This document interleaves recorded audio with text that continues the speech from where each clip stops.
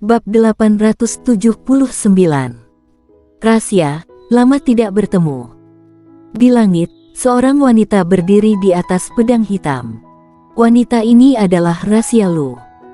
Rahasia Lu mengenakan rok panjang berwarna hijau muda, roknya dihiasi bunga teratai pedang. Teratai pedang memancarkan jiwa pedang, bermatabat namun anggun.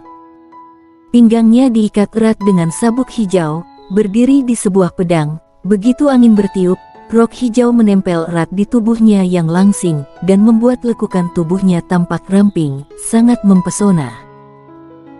Dibandingkan dengan sebelumnya, aura Rahasia Lu tidak lagi terlihat lemah, ia tampak percaya diri dan tenang. Ketika melihat Rahasia Lu, tatapan warrior yang agak sedikit rumit. Ketika dia bertemu dengannya saat itu, dia adalah wanita yang lembut dan lemah, bahkan tidak berani berbicara dengan keras. Tapi sekarang, dia telah tumbuh menjadi orang yang dihormati oleh banyak orang jenius. Rahasia Lu menatap warrior yang, dan murid-murid perkumpulan pedang kuno yang tak terhitung jumlahnya sedang menatapnya. Dan di antara orang-orang yang tak terhitung jumlahnya ini, tidak ada yang dapat menyembunyikan perasaan jatuh cinta mereka. Di perkumpulan pedang kuno, Rahasia Lu adalah Dewi Surga yang sebenarnya. Tidak hanya memiliki kemampuan yang luar biasa di antara generasi muda di perkumpulan pedang kuno, dia juga cantik, dan biasanya sangat ramah. Dapat dikatakan bahwa dia adalah dewi di hati murid-murid perkumpulan pedang kuno yang tak terhitung jumlahnya. Satu-satunya kekurangannya adalah dia sedikit terobsesi dengan pedang. Selain pedang, dia hampir tidak mempedulikan siapapun. Di depan semua orang, warrior yang berjalan ke depan Rahasia Lu, lalu mengulurkan tangan dan mengusap kepala Rahasia Lu. Dia berkata sambil tersenyum, "Rahasia, lama tidak bertemu." Banyak orang tiba-tiba membatu. Dia menyentuh kepala kakak seperguruan. Dia juga memanggil kakak seperguruan dengan panggilan Rahasia. Apakah kita tidak salah lihat? Yakin tidak salah dengar?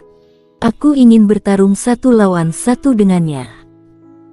Jangan hentikan aku benar-benar ingin bertarung dengannya. Dia bahkan berani menggoda kakak seperguruan.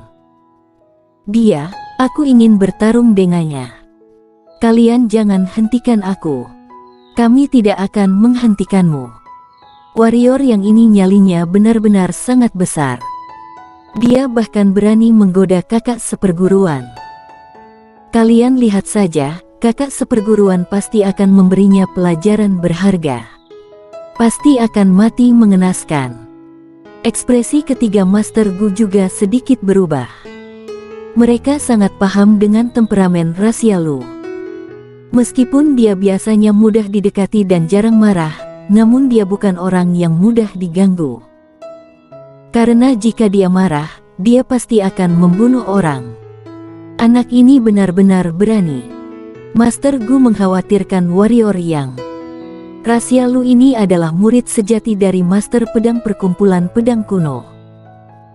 Tidak membual, dia memiliki backingan yang bagus di Perkumpulan Pedang Kuno. Jika dia benar-benar ingin bertindak, bahkan dia pun tidak akan bisa mengatakan apa-apa. Namun, yang membuat semua orang terkejut adalah Rahasia Lu tidak melakukan apa-apa. Sebaliknya, dia berjalan menuju warrior yang, lalu masuk ke pelukan warrior yang dan menyandarkan kepalanya ke bahu warrior yang. Lalu berkata dengan suara rendah, Aku kira kamu sudah. Dia tidak akan pernah melupakan pria di depannya ini. Karena pria di depannya ini adalah orang yang menyelamatkan hidupnya dan merupakan pria yang mengubah hidupnya. Jika tidak, dia mungkin sudah lama mati. Melihat adegan ini, semua orang yang hadir terkejut hingga membuka mulut mereka lebar-lebar. Termasuk Master Gu, ekspresinya juga langsung tercengang. Warrior yang menarik napas dalam-dalam dan berkata, "Aku benar-benar hampir tewas." Rahasia Lu mengangkat kepalanya dan menatap warrior yang sejenak. Tiba-tiba dia meraih tangan warrior yang dan berkata, "Ayo kita ganti tempat." Selesai bicara, dia melambaikan tangannya, berubah menjadi cahaya pedang, dan menghilang ke langit bersama dengan warrior yang. Krek. Suara patah hati murid-murid perkumpulan pedang kuno yang tak terhitung jumlahnya terdengar. Di sebuah puncak gunung, warrior yang dan Rasia Lu duduk di tepi tebing.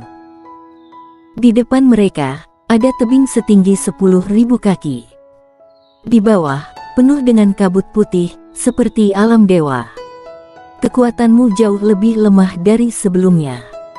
Rasia Lu tiba-tiba berkata, "Kamu jauh lebih kuat dari sebelumnya. Takutnya sekarang bahkan aku pun belum tentu bisa mengalahkanmu." Warrior yang berkata sambil tersenyum. Dia tidak merasa rendah diri. Rasia Lu yang berada di depannya ini saat ini sudah berada di level jiwa pedang tingkat 3,5 suci. Dia juga mewarisi ilmu pedang dari pemilik roh pedang, dan sekarang dididik oleh master dari perkumpulan pedang kuno. Dapat dikatakan bahwa pihak lawan benar-benar tidak lebih lemah darinya. Rasia Lu tiba-tiba menoleh untuk melihat warrior yang. Setelah beberapa waktu, dia tersenyum. Senyumnya ini sangat mematikan dan membuat warrior yang sedikit tercengang. Rasia Lu berkata, "Apakah kamu tahu? Aku selalu berharap mendapatkan pengakuanmu. Awalnya aku pikir aku tidak akan pernah memiliki kesempatan ini lagi dalam hidupku. Tetapi Tuhan tidak jahat padaku, tidak hanya memberiku kesempatan ini, tetapi membiarkan aku mewujudkannya." Selesai mengatakan ini, dia menoleh dan melihat ke langit yang jauh, lalu berkata, "Dulu di benua pendekar hitam, kamu adalah orang yang harus dijunjung oleh semua generasi muda kita. Saat itu, setiap kali melihatmu melawan master, aku selalu berharap bisa membantumu. Tapi aku tidak memiliki kemampuan untuk itu. Aku sangat iri pada Irene An karena dia bisa membantumu, dan aku hanya bisa menjadi bebanmu. Perasaan itu benar-benar tidak nyaman. Sekarang kamu tidak lebih lemah dariku," ujar warrior yang sambil tersenyum. "Apakah kamu benar-benar berpikir begitu?" ujar Rasia Lu. Warrior yang mengangguk. Rasia Lu menatap warrior yang untuk waktu yang lama, lalu berkata, "Tunggu sampai kamu mencapai level setengah suci, kita bertarung, bagaimana menurutmu?" Warrior yang menatap Rasia Lu dan berkata, "Apakah kamu benar-benar sangat ingin mengalahkanku?" Rasia Lu mengangguk dan berkata, "Memang sangat ingin mengalahkanmu." "Kenapa?" tanya warrior yang. Rasia Lu berkata, "Karena jika menang darimu, kamu pasti tidak akan bisa melupakanku." Mereka terdiam, dan hanya ada deru angin yang bertiup. "Apakah kamu tahu? Kamu masih memiliki satu kekurangan. Jika kamu bisa mengubah kekurangan ini, ilmu pedangmu pasti bisa naik ke level yang lebih tinggi." Rasia Lu tiba-tiba berkata, "Aku ingin mendengar detailnya," ujar warrior yang. Rasia Lu berkata, "Kamu adalah orang yang sangat tegas. Selama kamu sudah yakin, kamu akan terus maju dan pantang menyerah. Kamu juga orang yang sangat menuruti kata hati sendiri, karena kamu berani mengakui niat awalmu, lalu mengikuti kata hatimu. Karena dua hal ini ilmu pedangmu sangat hebat, sangat-sangat hebat. Namun, ada satu hal yang kamu tidak berani ikuti, tidak hanya tidak mau mengikutinya, bahkan terkadang sengaja menyingkirkannya, yaitu perasaan." Berbicara sampai di sini, Rasia Lu tiba-tiba mendekati warrior yang, menatap mata warrior yang, dan berkata, "Dalam hal perasaan, kamu selalu pasif. Tahukah kamu pria seperti apa yang paling menyebalkan dan menyedihkan? Yaitu jelas-jelas menginginkannya tetapi tidak berani, lalu masih tetap berpura-pura menjadi pria sejati. Kamu bukan pria seperti itu, tetapi kamu tahu, bahwa pelarian akan membuat kamu dan pria semacam ini menyebabkan rasa sakit yang sama pada seorang wanita. Peona An menyukaimu, Veroding juga menyukaimu, bahkan Irene An juga menyukaimu. Tapi bagaimana denganmu? Kamu selalu melarikan diri dari mereka. Waktu itu kamu tidak punya waktu untuk memikirkan perasaan atau hal lain, itu semua hanya alasan. Jangan bilang, jika kamu menerima mereka pada saat yang sama, itu tidak adil bagi mereka, ini lebih-lebih hanya alasan. Karena kamu mencintai mereka dan mereka juga mencintaimu, maka sebagai seorang pria, kamu seharusnya mengambil inisiatif untuk mengakui perasaan ini, dan bukan selalu menghindarinya. Setelah terdiam untuk waktu yang lama, warrior yang tersenyum masam, dan berkata, "Rasya, sudah lama tidak bertemu, kamu sudah menjadi sangat sensitif. Setiap kata-katamu menusuk hati, aku hampir dibuat tergerak oleh apa yang kamu katakan. Apakah yang aku katakan itu salah?" Ujar Rasya Lu. Warrior yang menggelengkan kepalanya, dan berkata, "Yang kamu katakan itu sangat benar. Hal perasaan, aku memang terlihat sedikit pengecut. Sekarang aku juga sedikit mengerti kenapa ada begitu banyak kultivator pedang yang ingin memutuskan hubungan keluarga, persahabatan, bahkan cinta.